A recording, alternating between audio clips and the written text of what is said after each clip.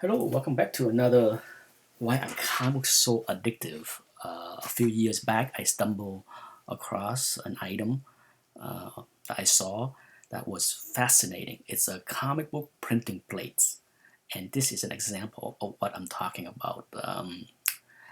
If anybody have one of these, go ahead and do a video and show it off because it's a fairly rare and cool items because most of the time these things will destroy. But here you have the covers, the front covers and the back covers of Star Wars 59, as you can see.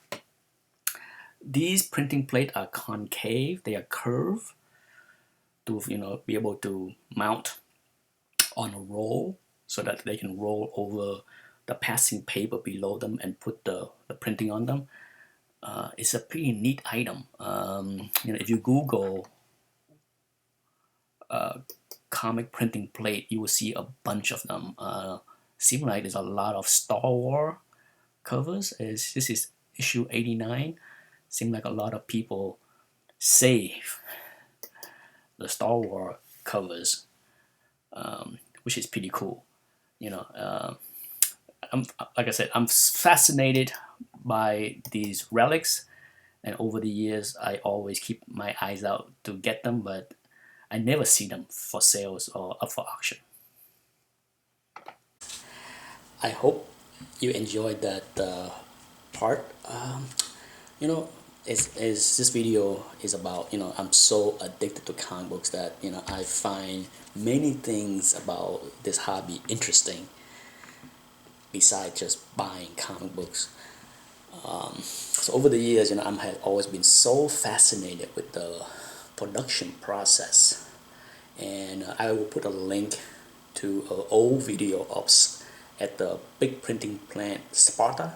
If you look at the inside covers of many Bronze Age books, you will see Sparta printed in Sparta. That's the location, the name of the plant that produced a lot of comic books. In the video link below, you will see an old video where they gave a tour to people that want to see the inside of the plant, and they print many things from magazine to comic books. So it's a massive production line, and I wish I can find more videos of that kind of vintage comic book producing process, because I can watch that stuff for a long time and over and over and over again. But for this video, because I'm so fascinated with the process of how books are created, the plates that you saw at the start of this video, they are curved, right? Because they're on a big roller.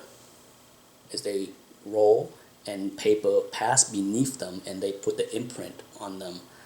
I have no idea about the coloring process and how many times that had to pass over the same roller to put in different color. It's insane how archaic the production process were.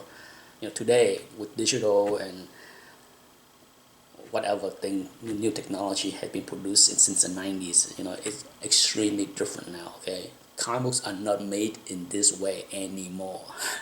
But for those that are curious, let me see if I can illustrate. Imagine this piece of paper. Okay, I label, as you can see, 1, 20, assuming that we are producing a 20-page comic books. Okay, so you can see page 1, page 20, and then below you have 17 and 4 upside down. Okay, and I will explain why it's upside down. And on the other side you have 18 and 3 and 19 and 2. Okay, you with me? So imagine a piece of paper, okay, with the 1 and a 4 upside down. The 4 is upside down, passing under a roller. And so what you get is, assuming that this thing passed through 2 production line, and you have page 1, page 20, all 8 pages, okay, are printed on both sides. What's happened next is you go through a cutting process. Okay, so imagine what happened is it folded and cut. Okay, let me use a scissor instead. This is just a crude example to show you how the process is made. So the paper was folded and cut and then folded like this.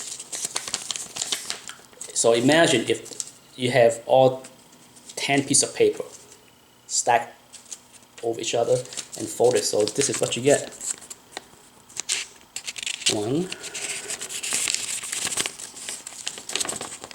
2, 3, 4, and then of course you get 17, 18, 19, and 20. And then of course they add the covers and then the staple right here. Okay, that's how one of the major way comic book were produced back in the old days. Okay, the reason why I wish I can find a book. I have a book in my collection that when I got that book, it confused me because I didn't understand how the error could have been made. What happened was I had a book that have Siamese page.